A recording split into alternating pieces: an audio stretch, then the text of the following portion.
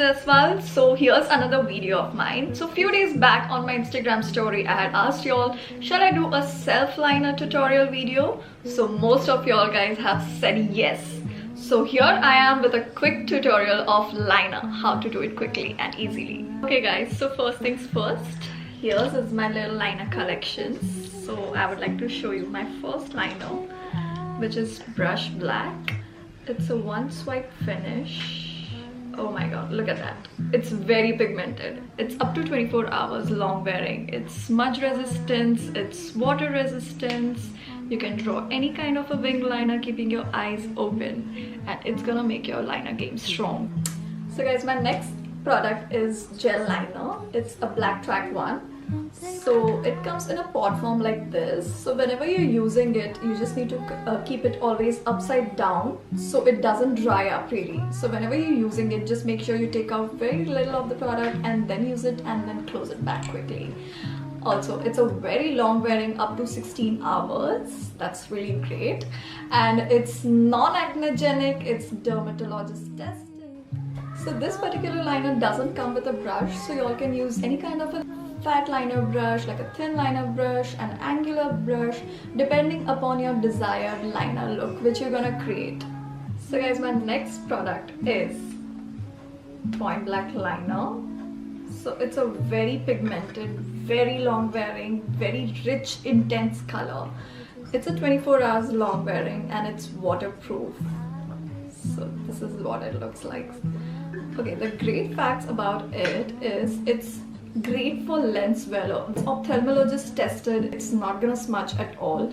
That's my personal experience. When I had gone for a pool party, I had like literally worn this for whole time and it didn't smudge even a bit. Again, a tip about this is, since it's a very thick liner, you need to be really quick and less is more.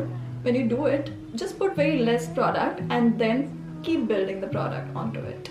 So my next liner is Boot Black. It's in a very cute packaging. So it comes with the applicator like this.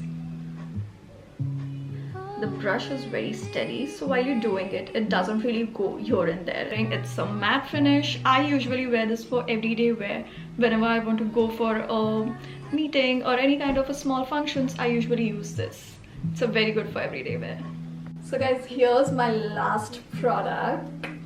So that's Gruff Black liner plus kajal. So that's of course a kajal, but you can also use it as a liner. So it's very smooth. You can use it as a lower lash line to smudge it out, and you can also create a nice smoked out liners. You can use different colors on top of it.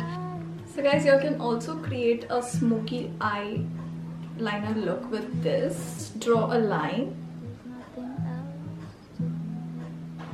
So again, it doesn't need to be perfect. Just draw it roughly across your lash line and then just smudge it with a pencil brush.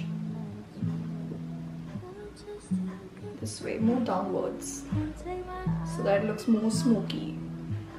Guys, here's a tip. If you want to make your eyeliner, smoky eyeliner look more intense, y'all can just take back your eyeliner, any kind of a liner. It can be a liquid liner, it can be a gel liner. Just draw a line over that so that you'll get a perfect gradation of color. So guys, here's a tip. Whenever you're doing any kind of a liner, it's important to fill your eyebrows first, and then it gives you an idea of where you have to lift your wing.